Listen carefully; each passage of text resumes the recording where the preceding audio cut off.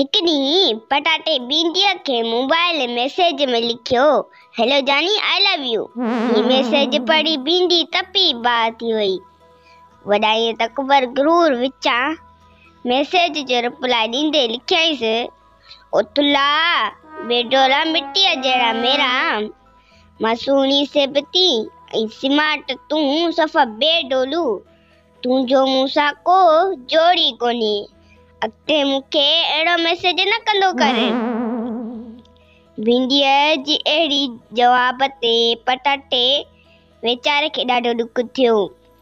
उन खां पोइ भिंडीअ खे नज़र अंदाज़ करे छॾियो ऐं पोइ एतिरियुनि त सब्जियुनि सां दोस्ती रखियईं जो भिंडीअ खां सवाइ हर सब्जीअ सां पटाटे जो जोड़ ठही वियो ऐं भिंडीअ अकेली रहिजी वई।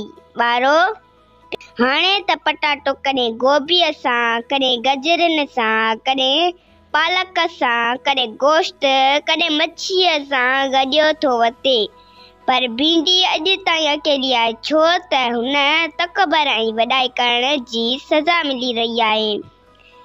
प्यारा ॿारो, तव्हां बि ज़िंदगी में कॾहिं वॾाई तकबर ऐं गुरूर न कजो, न त तव्हां बि भिंडीअ वांगुरु ज़िंदगी में अकेला रहिजी वेंदो।